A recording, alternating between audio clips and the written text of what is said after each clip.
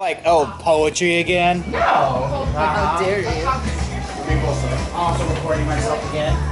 Do I need a mic? You have a mic. It's right here on the stand. Huh? Take it off your stand, just get a mic. Do it. That was beautiful. Oh, thank you. Oh, I'm recording. Maybe I'll just sit. Here we go. That's not as dynamic. It's not as dynamic. No. I'll leave the dynamicism to my words. Okay. I won't argue with your artistry. Sure, that's a flowery way of saying I'm lazy. Hey guys, I run a writing group. Right. So we make little mini poetry books to anyone that wants one. And it doesn't have to be poetry, as long as it can be printed on a page. We have a bunch of free ones right there. Those are the low quality versions because I lost my print press a while back. So I'm just burning up the ink in an inkjet printer till it's gone. Go to the library, they have free services. Menor Library Creative, have you done that? I have not. Yeah, check it out. If they got a duplexing printer? They have a 3D printer and they have a sublimation printer, so they gotta have some kind of. I will ask them when I see them tomorrow because they see me every week. All right, that's good news. All right, in the meantime, if you want your own book, contact info on the back of every one. All right, so this is an oldie. It's my favorite. Christy's heard it a billion times. Probably. But she'll have to suffer through it one more time. Oh, the suffering. I know. This is called The Moment. The Japanese girl sits quietly on the pier, gazing out over the water. Her silence and knowing glance says more than either of our languages could ever comprehend. She is beautiful in her hopelessness, and I, dumbstruck in awe of a peace I will never know. She sits behind me squawking with an adolescent banter that must seem dire. Her intensity of voice speaks the same thing I have secretly wished for years, but been too afraid to say. Please, pay attention to me. Speak I did, for the very first time. This awkward message of youthful adoration is not exactly communicated articulately. Her only response is, God, I hate you, please shut up. If I am already taking risks with my life, then I will not be silenced. For once, I will not back down. You love me, you just don't know it yet. We are inexplicably sat on the very edge of the river, the smell of Texas barbecue intensifying our hunger. Half our small group is exhausted proving their technical prowess. When I declare that this most manly of feasts must be a competition to prove our testosterone, why simply dine in San Antonio when you can challenge your friends to a banquet of sauce-laden meats? I declare that he who finishes least or last must surrender his manhood. The balls are on the table tonight. I awoke early this morning and slipped quietly out of my bunk. My compatriots were still sleeping off a hangover. I push open the door hundreds of years my senior and witness the burgundy sunset of French wine country. Just think, right now I could be mindlessly staring at rolling machinery. I place another valve on the pump and hypnotically tighten it down. The sound has become a meditation now. The zen is broken when my radio squeals. The producer has just jumped on the air. The World Trade Center is on fire. I place my wrench slowly down on the table, confused. We all do. We all are. In a half hour, we will all be sitting around the table, listening to Howard Stern speculate on a horror. We are blinded to the true terror, what this really means, until hours later. Snow continues to flood my windshield as I wind precariously around the bespeckled Alleghenies. The city below, shrouded in the early winter night, looks as though the heavens have finally released the weight of the stars to the ground. As I marvel at this, a twinge of fear arises. I may not find shelter tonight. Nonetheless, the road levels out and an exit is offered as salvation. In the midst of planned itineraries, sightseeing, and tourist attractions, I had lost track of time. I am resigned to sleep the night in a Walmart parking lot. When I pull off the exit, however, I am pleased to see the welcoming glow of a mall.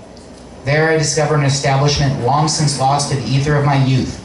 As I sit there eating the 10,000 calorie hot dog, I ponder. This is what life was like when it was simpler, when I thought I knew what it was all about, before I was proven horribly wrong. In the midst of the audacious and elaborate splendor of Florence, I see a sight so simple and yet so much more a monument to man's unfathomable capacity for love and compassion. A rose, brown and dead, is stuck in a chain link fence. Attached to it is a small handwritten note that reads, "Kiss her now." I am in her arms, having been told no, and resigned to rejection so many times. So many times I told myself that this would never happen. As my lips touch her, I laugh inside my head. Is this really happening? This is really happening. I hold my breath. I can see him through the window, as I have seen him through the electronic window of my TV for years. As I get closer, this feels less and less real. This is my hero, my God. He has accomplished amazing things and pushed the limits of the human body. Suddenly, I'm in front of him. He looks up and smiles as he says hello. All the nervousness, the anxiety disappears when I realize that my God is a man like me. I am terrified. Before me is a discolored, screaming, clawing, misshapen alien creature. My son takes his first breaths of real air. We are all exhausted.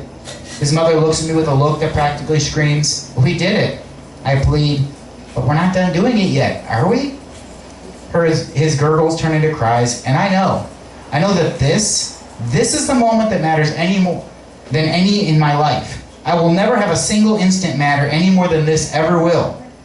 And while I stare into his bed, I hope he proves me wrong. That's it for that one.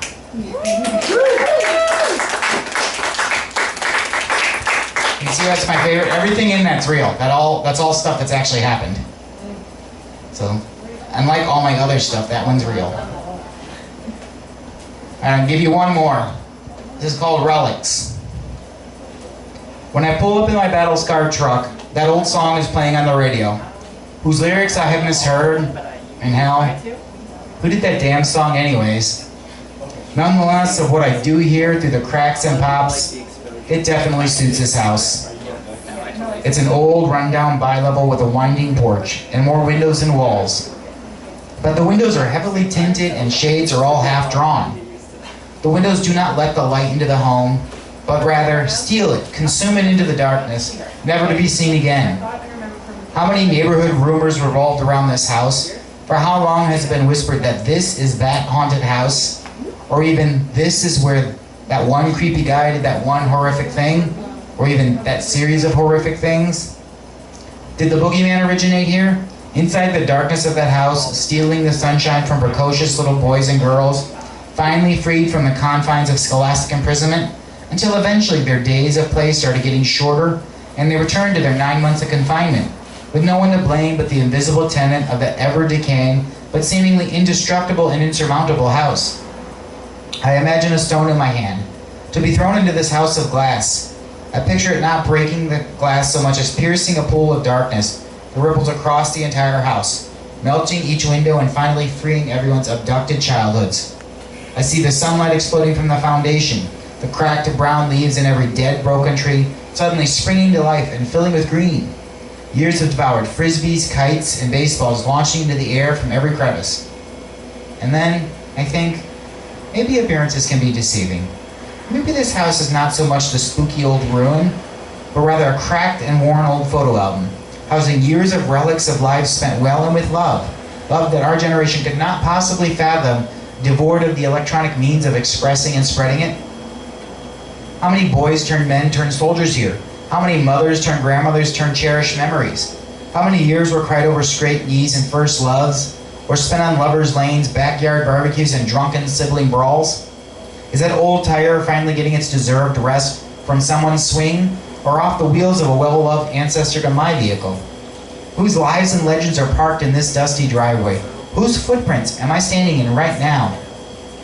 Maybe those dark windows never really robbed the light, but rather were meant to hold it in for the love growing inside, so that anyone within would always feel its warmth and brightness. And anytime someone left that house, they returned to that light to the world in kind, richer and brighter than it ever would have been had it not spent its time within those walls. Who are you, O house of stolen light? What secrets do you hold? How many childhoods were used up here, either stolen or spent fully? What lives have you had? What adventures can you tell me? I smile. This is going to be fun, as I kick in the front door. right, that's all I got for you guys.